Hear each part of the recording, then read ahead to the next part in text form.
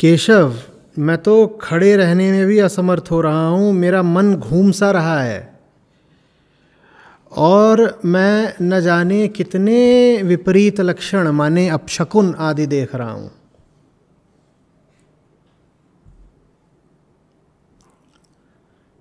जीवन का आधार ही हिल रहा है। हमारे जीवन का आधार हिलता ही नहीं। हम बड़े ढीठ लोग हैं।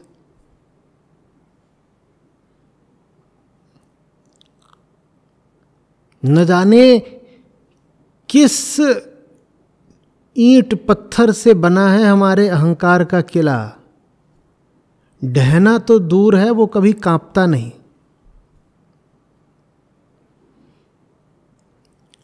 स्थितियां हो, संयोग हो, गुरु हो, ज्ञान हो, कोई कितना भी चोट कर ले हमारे अहंकार पर,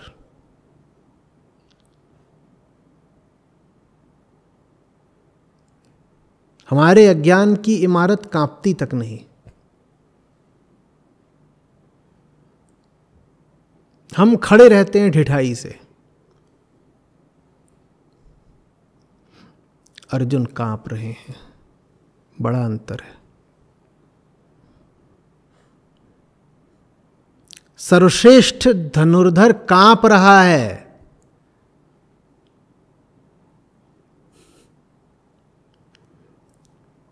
और कांप बस शरीर से नहीं रहा, मन कंपित है। और बस मन ही नहीं कंपित है, मन का केंद्र कंपित है। हमारा केंद्र कभी कांपता नहीं। हमें पूरी आश्वस्ति की है कि हम जैसे हैं हम ही ठीक हैं, अपने हिसाब से चलेंगे। अर्जुन का सब हिसाब किताब अभी गड़बड़ा गया है। हमारा हिसाब किताब अडिग रहता है। मैं ठीक हूँ, मैं अपने हिसाब से चलूँगा। हमारे जीवन में वो एक खास पल आता ही नहीं जब लगे कि पांव तले ज़मीन खिसक गई, आधारहीन हो गए। हमारा आधार अहंकार ही होता है ना।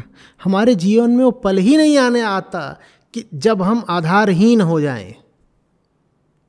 ऐसा लगे जैसे दम घुट रहा हो, जीवन छिन रहा हो।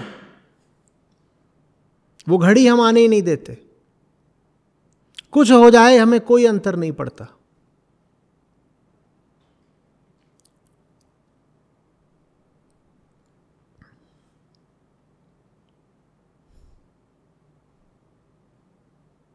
ना हमारे पास शौर्य है, ना लाज है।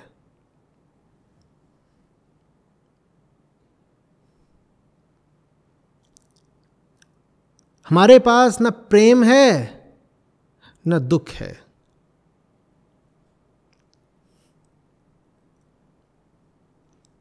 हमारे पास बस एक ढीठ बेहोशी है जिसमें हमें कुछ पता ही नहीं चलता।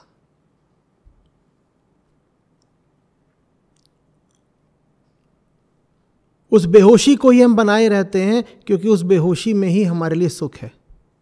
बेहोशी उतरेगी, बड़ा गहरा दुख लगेगा। उस दुख की अपेक्षा में बेहोशी बेहतर है। बेहोशी में सुख है।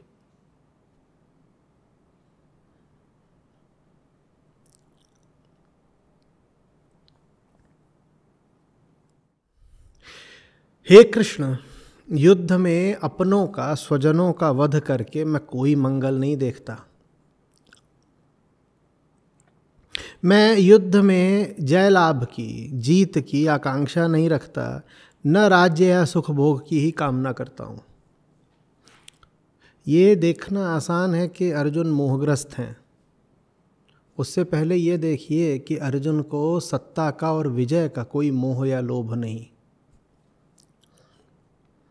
यदि अर्जुन को लोभ इस वक्त है भी तो स्वजनों की प्राण रक्षा का। और इतिहास गवाह है कि महल और सत्ता और धन में ऐसा नशा होता है कि लोगों ने स्वजनों की हत्या करने में भी संकोच नहीं करा है।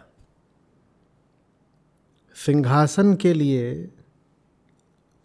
भाई ने भाई को और बेटे ने बाप को मारा है।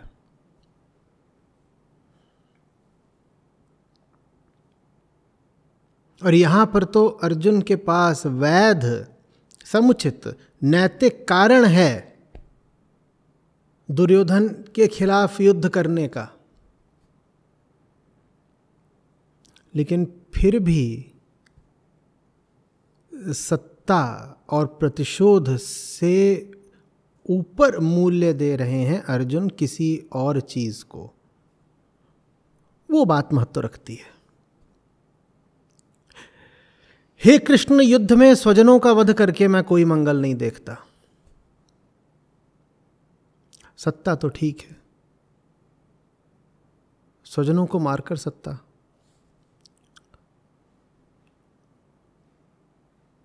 सत्ता के प्रति एक निर्मोह है, वो भी देखिए। स्वजनों के प्राणों के प्रति मोह है, ये तो दिख रहा है, पर सत्ता के प्रति एक अनासक्ति भी है, एक निर्मोहता भी है, वो भी देखिए। वही अर्जुन को अधिकारी बनाती है गीता का। देखिए, गीताएं संयोग नहीं होती,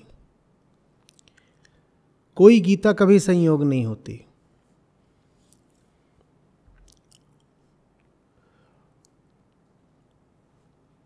और कोई गीता कभी अनुपलब्ध भी नहीं होती।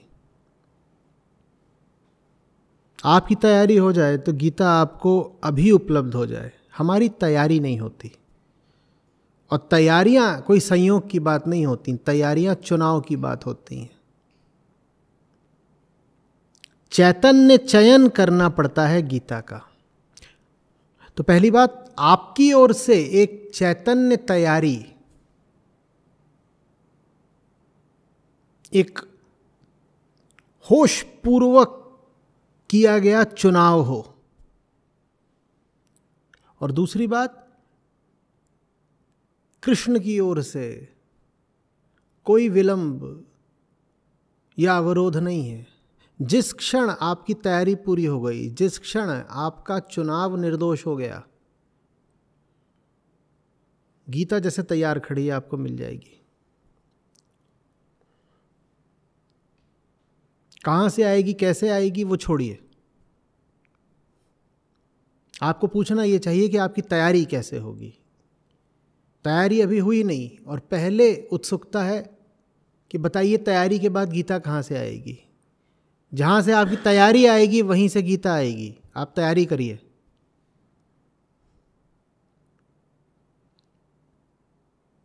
और तैयारी आपकी नहीं है तो आप जीवन भर पाठ करते रहिए गीता का, आपको कुछ नहीं मिलेगा। अधिकांश लोगों को कुछ नहीं मिलता। एक से एक गीता शास्त्री बैठे हैं, जीवन उनका धूल धूसरित ही रहता है, कोई चमक नहीं, कोई निर्मलता नहीं।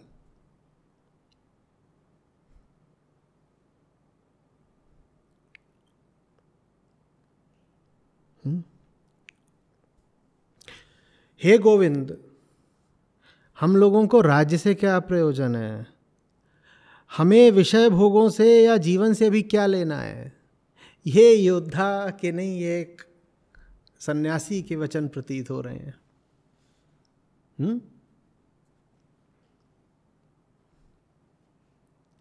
कृष्ण समझ रहे हैं कि उनकी मुस्कुराहट व्यर्थ नहीं जाने वाली। कृष्ण को दिख रहा है कि पल न सिर्फ संभावित है बल्कि अति निकट है अब।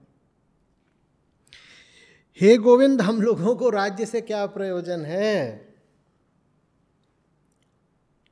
ये गोविंद, मैं आपके जैसा हूं, मैं उनके जैसा नहीं हूं। मैं राज्य लेके क्या करूंगा? मेरे लिए आप काफी हैं। हमें जीवन से भी क्या लेना है? एक योद्धा कई बार ये कहता मिलेगा कि क्या लेना देना है जीवन से, पर वो ऐसा कहता है जब उसे शत्रुओं के तीर झेलने होते। वो कहता है कि जो मुझे चाहिए उसके लिए मैं मर भी जाऊं तो मरना स्वीकार है, पर जिस चीज़ पर मेरी दृष्टि है, जिस वस्तु का मुझे लोभ है, जहां मैंने लक्ष्य बनाया है, वो तो मुझे चाहिए, भले ही उसके लिए जीवन गंवा दूं। अर्जुन की हालत बिल्कुल उल्टी है। अर्जुन कह रहे हैं उनको नहीं मारूंगा, वो भले ही मुझे मार दें तो भी स्वीकार है। जीवन बचाने के लिए भी किसी का जीवन नहीं लूंगा। अपना जीवन बचाने के लिए भी किसी का जीवन नहीं लूंगा, भले ही वो दुर्योधन क्यों ना हो, भले ही वो कितना भी दुष्ट क्यों ना हो, दंड नहीं दूंगा।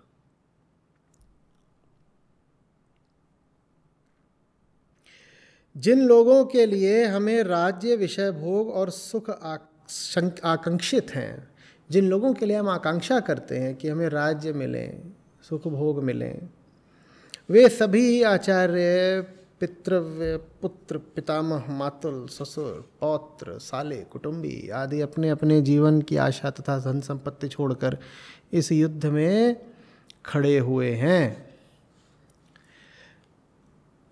हम जो भी पाना चाहते हैं किन्हीं लोगों के लिए पाना चाहते हैं। कम से कम अर्जुन जैसे लोग अपने लिए कुछ बहुत चाहते नहीं। वो यदि कुछ जीत कर लाते हैं, कुछ कमा कर लाते हैं, तो भी उनकी इच्छा ये होती है कि दूसरों में बांट दें। अपनों के लिए वो लाते हैं, बांटने के लिए वो कमाते हैं, सबकी नहीं, अर्जुनों की बात कर रहा हूं। तो अर्जुन कह रहे हैं मैं कहीं कुछ जीत कर लाता तो मैं इनके चरणों में अर्पित करता। ये मेरे गुरु लोग हैं, सब आचार्य हैं, ये मेरे पितामह हैं, मेरे संबंधी हैं, कुछ मुझसे बड़े हैं, कुछ मुझसे छोटे हैं। मैंने जीवन में जो भी उपलब्धियां करी होती वो तो मैं सब इनको अर्पित करता ना, इन्हीं के लिए मैं उपलब्धियां करता। अब इनको मारकर जो मुझे उपलब्धि मिलेगी वो किसके लिए होगी बताओ? जिसके लिए मैं युद्ध जीतता उसको मारकर मैं युद्ध जीतूं तो क्या लाभ बताओ केशव?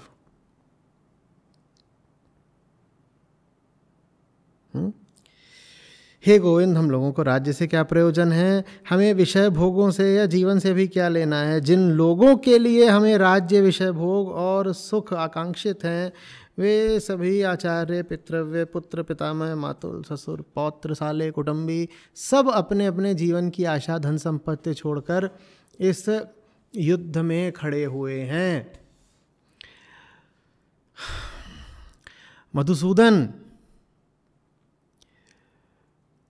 मुझे मारने पर भी अथवा स्वर्ग, मर्त्य और पाताल, इन 3 लोगों का राज्य पाने के लिए भी मैं इन लोगों की हत्या नहीं करना चाहता।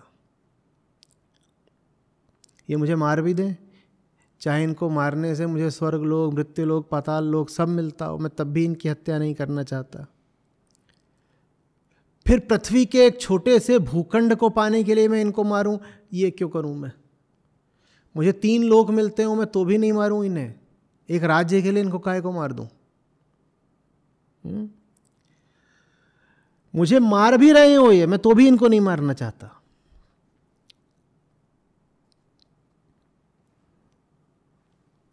देह भाव से कहीं आगे खड़े हुए हैं अर्जुन इस समय।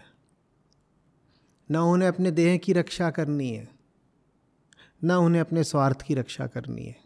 तैयारी बिल्कुल पूरी है। बार बार कह रहे हैं वो मुझे मार भी दें तो भी मुझे उन्हें मारना नहीं है। ये देहाभिमानी नहीं कह सकता। जो देह से अपनी आसक्त हो ये ऐसा नहीं कह सकता।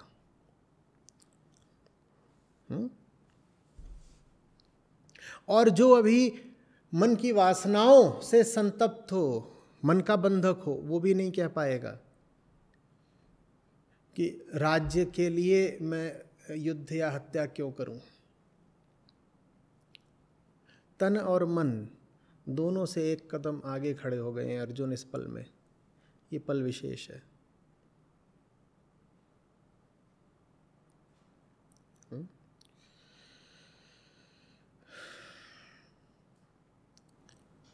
हे जनार्दन, धृतराष्ट्र के पुत्रों का वध करके हम लोगों को क्या सुख मिलेगा?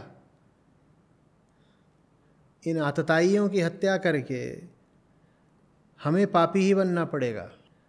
एक तरफ तो कह रहे हैं कि वो आतताई हैं सब, दूसरी ओर कह रहे हैं कि इनको मार के क्या सुख मिलेगा, हम ही पापी हो जाएंगे।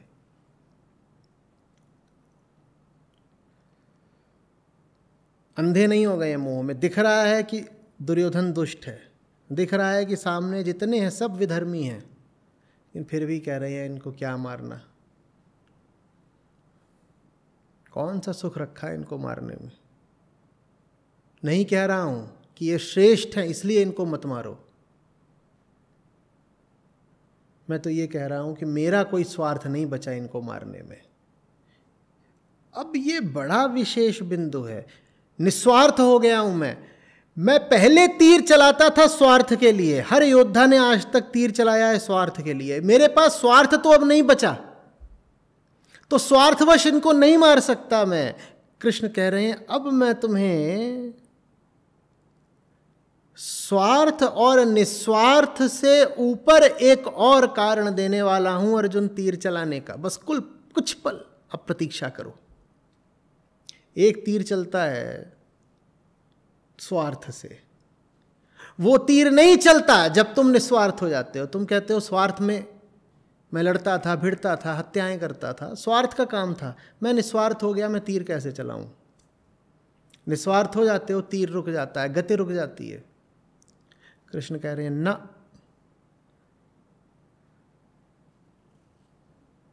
जब तुम वास्तविक रूप से निस्वार्थ होते हो तब तीर दोबारा चलता है और तब उसकी धार और गति अलग होती है। वो तुम अभी जानते नहीं अर्जुन, वो मैं तुम्हें सिखाऊंगा। तुमने आज तक सारे युद्ध करे हैं स्वार्थवश, आज मैं तुमको सिखाने जा रहा हूं निस्वार्थ होकर के कैसे युद्ध किया जाता है।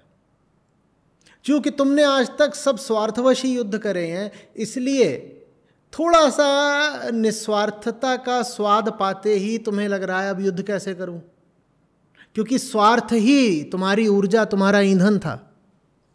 स्वार्थ हट गया, अब धनुष भी गिरा जा रहा है। पर नहीं, ऐसा नहीं है कि जो निस्वार्थ हो जाते हैं उनका बल कम हो जाता है, उनके हाथ कांपने लगते हैं। निस्वार्थ होने के बाद तो व्यक्ति और घोर युद्ध करता है। वो युद्ध अब मैं तुमसे करवाऊंगा पार्थ, बस कुछ पल। महाकाव्य अब शुरू ही होने जा रहा है, महागीत बस जरा सी दूर है अब।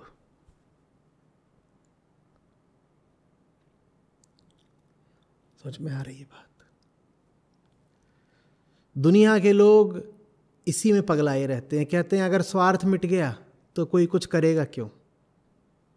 जब स्वार्थ मिट जाता है तब तुम कौरव जयी अर्जुन हो जाते हो। स्वार्थ मिटने से युद्ध रुकता नहीं है, जब स्वार्थ मिट जाता है तब वास्तविक युद्ध शुरू होता है। जब तक स्वार्थ रहता है तब तक तो तुम छोटे युद्धों में ही उलझे रहते हो। स्वार्थ छोटी चीज़ है ना, उसको बचाने के लिए बहुत सारे छोटे छोटे युद्ध करने पड़ते हैं। जैसे सड़क पर दो छोटे मवाली आपस में भिड़ गए हो, उसको तुम महाभारत का महायुद्ध थोड़े ही कहोगे। स्वार्थवश आदमी बस उतनी ही बड़ी लड़ाइयाँ करता है, नुक्कड़ वाली झड़पें। महाभारत जीतने के लिए तो निस्वार्थ ही होना पड़ता है, और निस्वार्थ हो भी फिर वही पाते हैं जो महाभारत का चयन करते हैं। दोनों बातें एक साथ, जिनके जीवन में छोटे मुद्दों और छोटी झड़पों से बड़ा कुछ नहीं है। मैं उनसे पूछा करता हूं तुम्हें गीता मिल भी गई, तुम उसका करोगे क्या? तुम्हारी ज़रूरत कुल इतनी सी है, तुम्हारी ज़रूरत बस ये है कि तुम्हें पड़ोस के गुड्डू से हिसाब बराबर करना है। कल वो तुम्हारी सिगरेट चुरा कर भाग गया था। तुम्हारी कुल इतनी सी ज़रूरत है, तुम्हें कौन सी बड़ी लड़ाई लड़नी है? तुम्हें इसमें गीता की ज़रूरत ही नहीं है।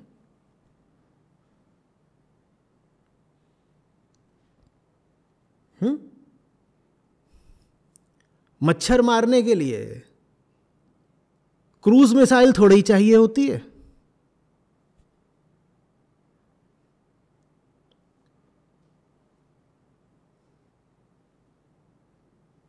और गीता क्या है? गीता क्रूज मिसाइल नहीं। और आपको मारने मच्छर, आपके लिए तो सेल्फ हेल्प के ऑल आउट ही काफी हैं। वो बहुत सारी किताबों की दुकानों पे मिलते हैं, सेल्फ हेल्प, वो सब यही है, मच्छर मारने के ऑल आउट।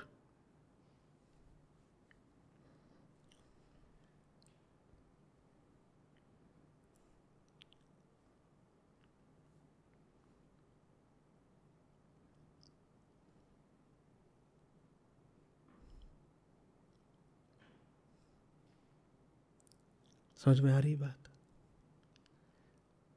अपने जीवन को देखो।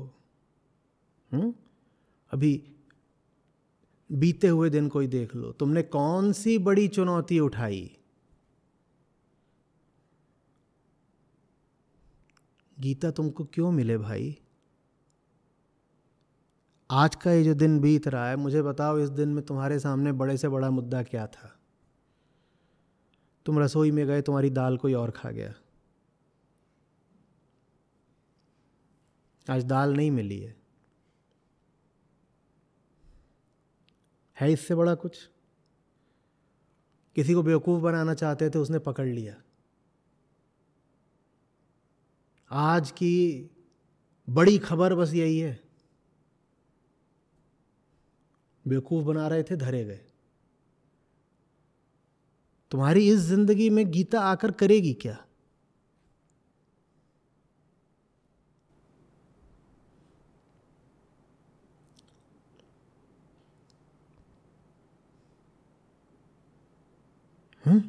तो बहुत बड़ी चीज है, तुम्हें छोटी चीजें चाहिए।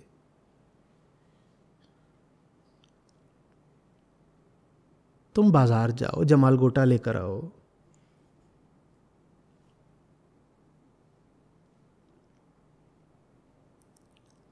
इस तल की हमारी जरूरतें हैं। गीता उसके लिए जिसे गीता की जरूरत हो।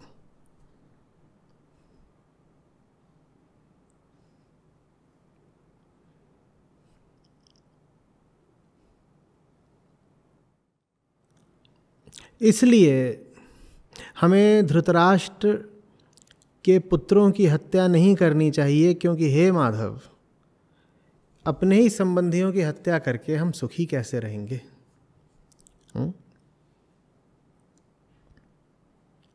यद्यपि ये धृतराष्ट्र पुत्र लोभ से अंधे होने के कारण कुल नाशकारी दोष तथा बंधुओं को मारने से उत्पन्न पाप को नहीं देखते। मुझे पता है ये कैसे हैं, ये कुल नाशकारी हैं। तो भी हे जनार्दन, कुल क्षय से होने वाले दोष को देख सुनकर भी हम लोगों को इस पाप से निवृत्त होने का विचार क्यों नहीं करना चाहिए? वो जैसे हैं तो हैं, हम उनके जैसे क्यों बन जाएं?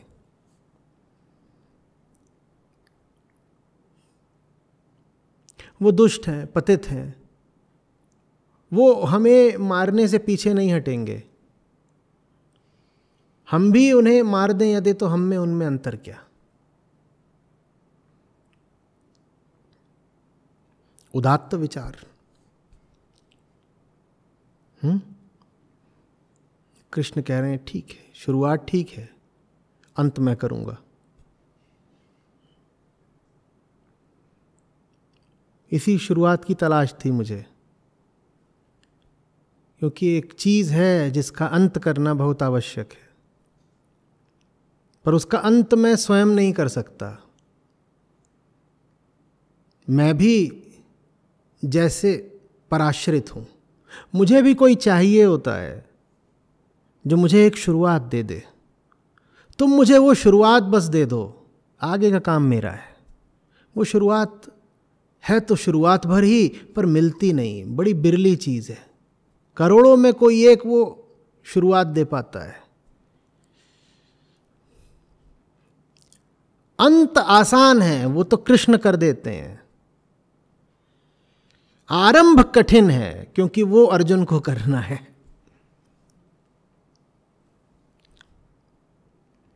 आरंभ हमेशा शिष्य करता है, इसीलिए सबसे बड़ी बाधा आरंभ ही है। अंत गुरु के हाथों होता है, वो हो जाता है।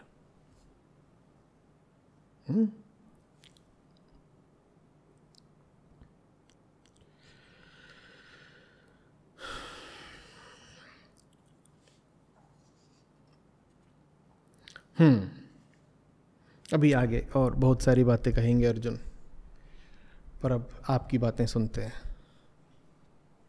कहिए। प्रणाम आचार्य जी। जी। आप अभी जब बता रहे थे कि कृष्ण अर्जुन को देख रहे हैं, श्री कृष्ण अर्जुन को देख रहे हैं, और अर्जुन बाकी सब चारों दिशाओं में देख रहे हैं, तो ये सुनते ही मुझे वो याद आया जो मुंडक उपनिषद में बताया गया था कि द्वा सुपर्णा सयुजा सखाया समानम वृक्षम परित्यजति। ठीक। तो वो जो वृक्ष है वो यहाँ पर रथ है, और जो शिष्य पक्षी है वो अर्जुन है, और गुरु पक्षी कृष्ण है, और शिष्य पक्षी चारों तरफ देख रहे हैं, और जो गुरु पक्षी है वो बढ़िया जा रहे हो, बढ़िया जा रहे हो, बढ़िया जा रहे हो, बढ़िया जा रहे हो। बल्कि यहाँ पर जो अवस्था उपस्थित है वो जो दो सुपर्ण पक्षी बैठे हुए हैं, सयुजा सखाया सुपर्णा, ये उससे भी ज़्यादा ज़मीनी और व्यावहारिक और जीवन के निकट की अवस्था है। ठीक है, क्योंकि पक्षी तो प्रतीक मात्र हैं, पक्षी जीवन के प्रतीक होते हैं, और यहाँ अर्जुन स्वयं जीवंत है, यहाँ किसी प्रतीक की भी आवश्यकता नहीं। ठीक है, लेकिन सुंदर बात है, अच्छा पकड़ रहे हो। और इसी में अर्जुन बहुत बार देखने पर जोर दिया गया है कि श्री कृष्ण भी कह रहे अब देखो, या अर्जुन कह रहे मैं देखूंगा, तो देखने से वो दृष्टा भाव भी समझ में। बिल्कुल बिल्कुल, उसके बिना ज्ञान नहीं हो सकता। दोनों बातें यहाँ पर स्पष्ट दिखाई दे रही हैं। मुझे देखना है और देखने से मन विह्वल होता है, दोनों बातें। तो ज्ञान का भी हम कह रहे हैं बीज, और प्रेम का भी बीज, दोनों अपना प्रमाण दे रहे हैं, दोनों हैं। और साथ ही साथ दोनों अभी पूर्णतया अभिव्यक्त नहीं हैं, दोनों अभी अपने शैशव में हैं। बस जैसे बीज जरा सा अंकुरित हो रहा हो, लेकिन कृष्ण के लिए इतना पर्याप्त होता है। वो कहते हैं इतनी भी अगर किसी में परिपक्वता और संभावना मिल जाए तो हम उस पर काम कर सकते हैं, इतनी भी नहीं मिलती। दुनिया ऐसी आशाहीन जगह है।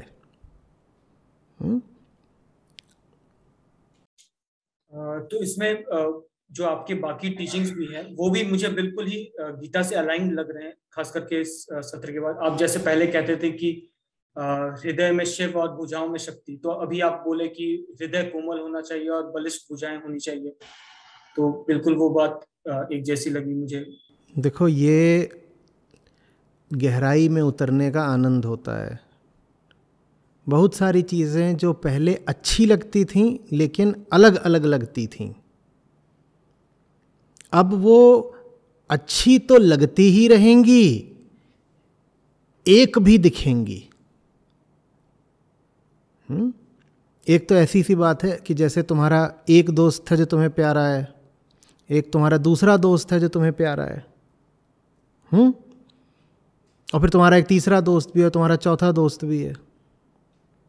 ठीक, और ये सारे जो तुम्हारे दोस्त हैं इनका आपस में कोई परिचय नहीं है। न सिर्फ ये एक दूसरे से अपरिचित हैं, बल्कि एक दूसरे से बीच बीच में रुष्ट भी हो जाते हैं। इनमें से कुछ जो एक दूसरे को सतही तौर पर जानते हैं, वो एक दूसरे से रुष्ट भी हो जाते हैं और लड़ भी लेते हैं। ये स्थिति अच्छी है क्या तुम्हारे लिए? तुम्हारे लिए वो सब अच्छे हैं, तुम्हें वो सब के सब प्रिय हैं। मान लो तुम्हारे जीवन में तुम्हारे 10 स्वजन हैं, मित्र हैं, कोई हैं, उनमें से कुछ तो ऐसे हैं जो एक दूसरे से अपरिचित हैं, और जो एक दूसरे को जानते भी हैं वो एक दूसरे से 36 का आंकड़ा रखते हैं। ये स्थिति तुम्हारे लिए कैसी होगी? और लोग वो सब अच्छे हैं तुम्हारे लिए वो सब अच्छे हैं, तुम्हें वो सब प्यारे हैं, लेकिन तुम्हारी हालत कैसी रहेगी? जैसे कोई बेटा हो, उसे माँ भी प्यारी हो, पत्नी भी प्यारी हो, और माँ और पत्नी आपस में लड़ते रहते हो, बेटे की क्या हालत होती है? द्वंद्व में रहता है, और ये एकदम लड़ते ही रहते हैं, हर समय लड़ते ही रहते हैं। और एक दिन बेटा घर वापस आए और पाए कि माँ और पत्नी एक हो गए हैं, कैसा लगेगा? अद्वैत। अद्वैत हो गया, क्या बात है, बढ़िया। हाँ, तो ऐसा होता है जब तुम शास्त्रों में गहराई में उतरते हो। वो सब कुछ जो तुम्हें भाता बहुत था पर भिन्नता भी दर्शाता था, अब भिन्नताएं मिटने लगती हैं। अभी तो तुमने इतना ही परखा है कि वेदांत के ग्रंथ सब एक ही दिशा में इशारा कर रहे हैं, अलग अलग श्लोक भी अलग अलग नहीं हैं। अभी जब आगे बढ़ोगे तो तुम पाओगे कि वेदांत से भिन्न भी जो ग्रंथ हैं, कैसे वो वेदांत के साथ ही जुड़ जा रहे हैं। बड़ा आनंद आएगा।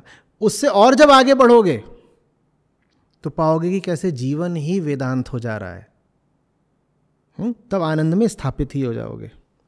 तब आम जिंदगी में भी तुम्हें गीता के सूत्र दिखाई देंगे।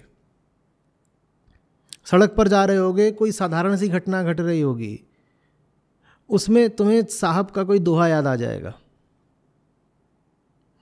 और सब कुछ एक हो जाएगा। वो समय लगता है, धीरे धीरे होता है, अभ्यास भी चाहिए, हृदय भी चाहिए, लेकिन ऐसा होता है। तो ठीक, बढ़िया जा रहे हो, चलो।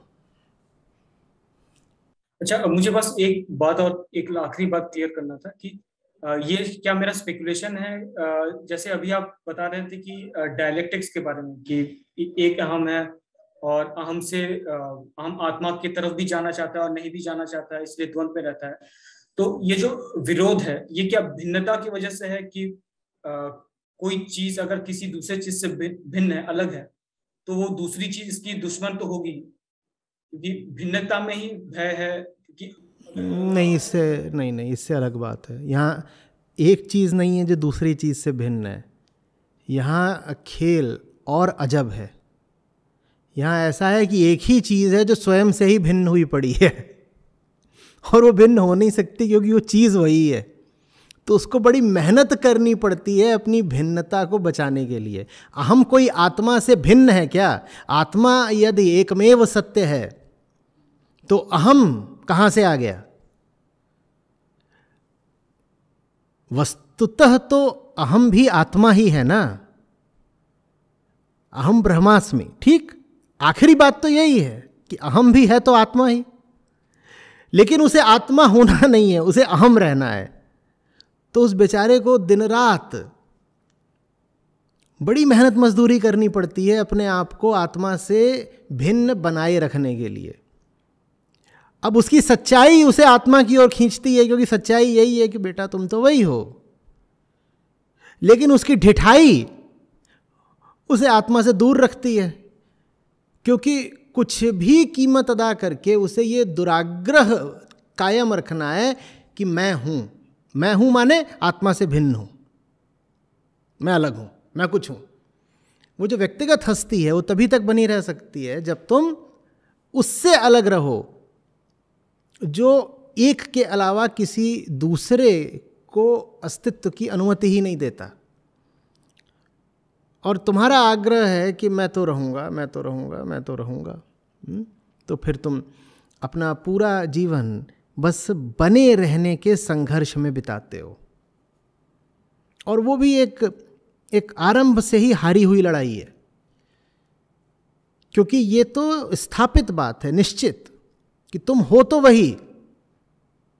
जब तुम हो तो वही, तो तुम कितनी भी जद्दोजहद कर लो, तुम्हारा श्रम व्यर्थ ही जाना है ना।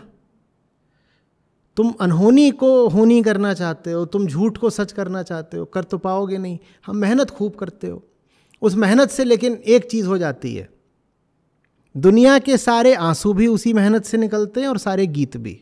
ये पूरा संसार ही अहंकार की व्यर्थ मेहनत का परिणाम है।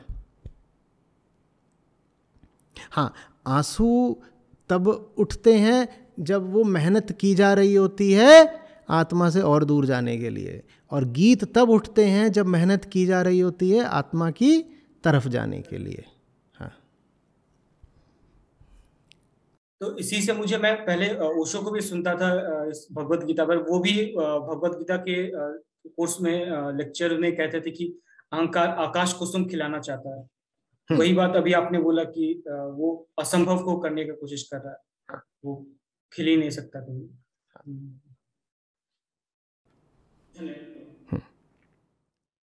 नमस्ते आचार्य जी। सर, आपने बोला होशपूर्ण चुनाव, तो वो समझ नहीं आया कि होश में चुनाव कैसे करें।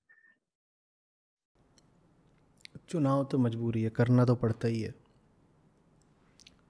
चुनाव के पल में जो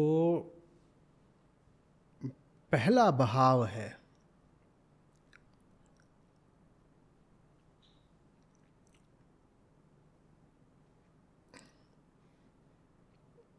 उसके साथ न जाकर पल भर के लिए ठिठकना होता है।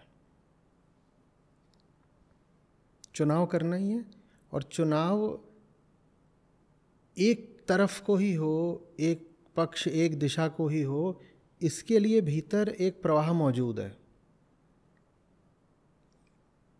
चुनाव होना ही है, और भीतर कोई बैठा है जो एक ही तरफ को चुनाव करना चाहता है लगातार। उसको कहना पड़ता है एक पल को थम, बस यही होश है, इतना ही। हमें जब भी चुनाव करना होता है ना, आप गौर करिएगा, ऐसा नहीं होता कि आप शून्य से या मध्य बिंदु से या निष्पक्ष होकर के शुरुआत करें। आपको जब भी चुनाव करना है, आप शुरुआत किसी स्थान से करते हो, और वो स्थान निष्पक्षता का नहीं होता। जैसे किसी ने आपको पहले ही पूर्वाग्रहग्रस्त कर दिया है, बायस्ड कर दिया है, और तत्काल यदि आपने वहाँ से चुनाव कर लिया तो आपका चुनाव उसी के पक्ष का हो जाएगा जो आपको बहाए हुए है। तो मैं कह रहा हूँ बस इस एक पल ठिठक जाना होता है। एक पल से ज़्यादा ठिठक जाओ तो और अच्छा, पर एक पल भी यदि रुक जाओ तो प्रवाह बाधित हो जाता है। किस प्रवाह की बात कर रहे हैं हम? वृत्तियों के प्रवाह की। वो एक पल का ठिठकना भी काम कर जाता है, फिर होश से होश और बढ़ता है।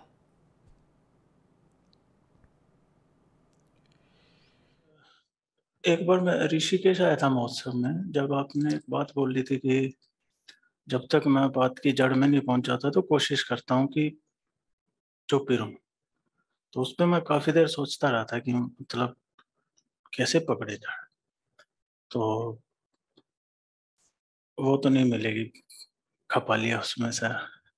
पर एक और चीज हो गई कि कोई भी चीज है, जैसे पहले ये होता था कि हमको लगता था कि सही नीयत से कर रहे हैं, बट बाद में उसमें चोरी पकड़ने लगे तो मजा आने लग गया कि ऐसे ऐसे भी हम खेल करते हैं।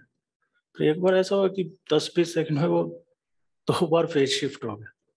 मतलब कि कोई पॉइंट है ही नहीं कि कोई चीज हुई उसको एनालाइज करने का। मतलब जैसा मैं हूँ, जैसे मैं आर्गुमेंट देना चाहता हूँ, मैं उसको वैसा रंग सकता हूँ।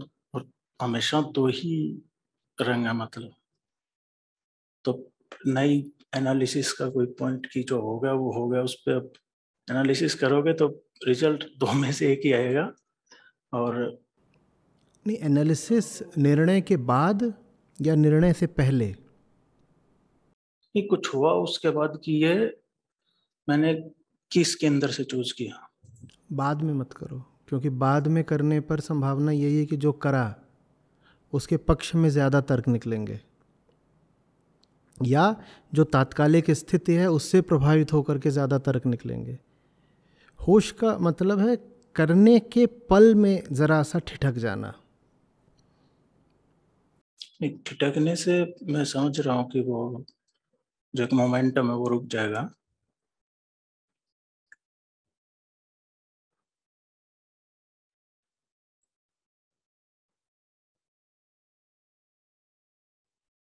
मैं पिछली बार से यही पूछ रहा था कि रुक तो सकते नहीं, काम तो करना ही है।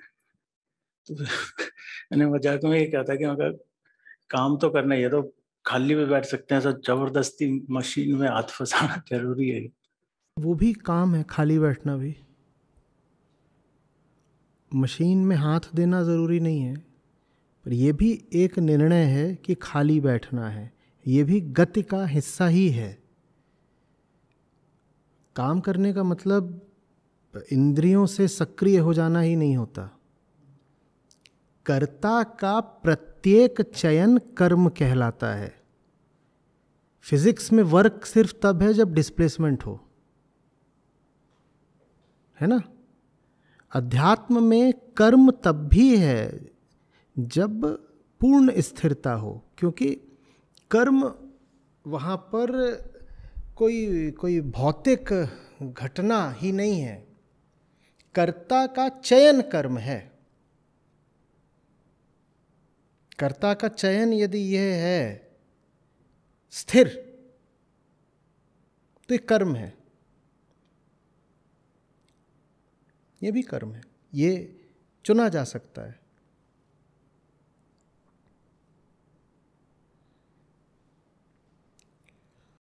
अच्छा, जब मैं आया था सेशन के लिए यहाँ पे, तो था कुछ सवाल जवाब, तो फिर 2 चैप्टर पढ़े बुक के, अभी सेशन हुआ तो अभी इतना ही समझ में आया कि एक स्टैग्नेशन सा है, जैसे कि जितना मर्जी सोच विचार लो, घूम फिर के सिंपल 2 ही चीजें निकल के आती है। तो स्टैग्नेशन का अभी जो तरीका दिख रहा है वो यही है कि थोड़ी सी तो मूवमेंट करनी पड़ेगी। खड़े खड़े मैं सोचूं एनालाइज करूं और एक जवाब आ जाए, वो नहीं है। दोनों के प्रोज पता है, दोनों के कॉन्स पता है, ऑप्शन वही दो है। देखो, अर्जुन को गीता नहीं मिलती अगर अर्जुन अपने महल में बैठे होते और जो किसी भी योद्धा या राजा की आम दिनचर्या होती है उसमें ही व्यस्त होते। कुछ सोच विचार कर सकते थे, थोड़ा दृष्टि किसी चीज़ में गहरी जा सकती थी, थोड़ा बहुत कहीं लाभ हो जाता मानसिक तल पर गीता तो नहीं मिलती। गीता के स्तर का यदि लाभ चाहिए तो उसके लिए तो कोई युद्ध ही चाहिए। अब वो युद्ध आप अगर भाग्यशाली होंगे तो संयोग से मिल जाएगा, नहीं तो चुनना पड़ता है।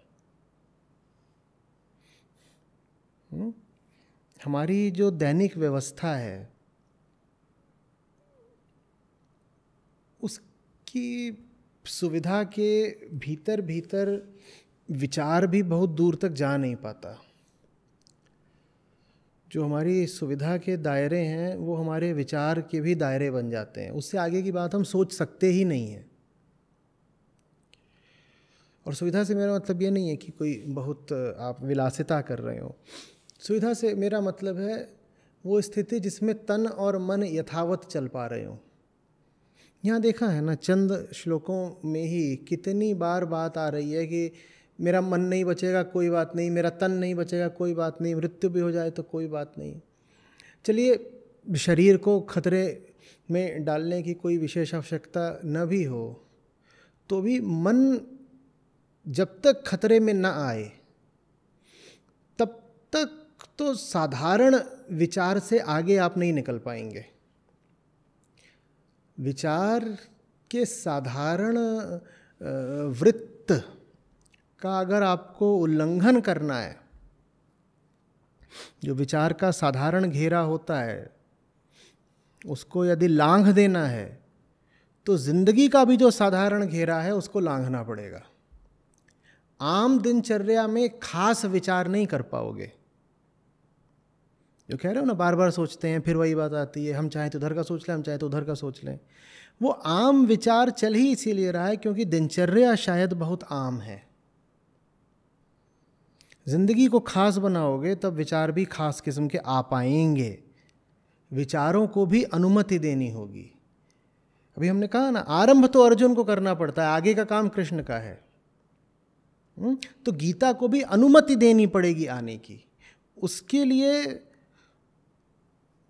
कुछ ज़रा अलग जीना पड़ता है। अब कैसे अलग जीना पड़ता है ये बता पाना मेरे लिए कठिन है, क्योंकि थोड़ी सी व्यक्तिगत बात हो जाती है अपनी अपनी व्यक्तिगत स्थितियों के अनुसार। क्योंकि बात तो यहाँ भी व्यक्तिगत है, आधार व्यक्तिगत ही होता है।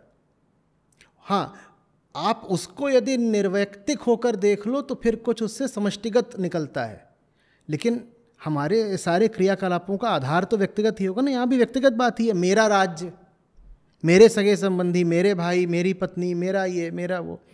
तो आधार तो व्यक्तिगत ही होता है। तो आपके जीवन में वो विशिष्ट क्या घटना हो सकती है, वो तो आपको अपने व्यक्तिगत सरोकारों को देख के ही तय करना होगा। अर्जुन का भी व्यक्तिगत राज्य ही छिन रहा था तो युद्ध में उतरा था, लेकिन वहाँ बात फिर व्यक्तिगत से आगे तक चली गई। तो कुछ तो ऐसा शुरू करना पड़ेगा जिसमें थोड़ा खतरा हो। सड़क की भाषा में जिसको कहें तो जिंदगी से पंगे लेना।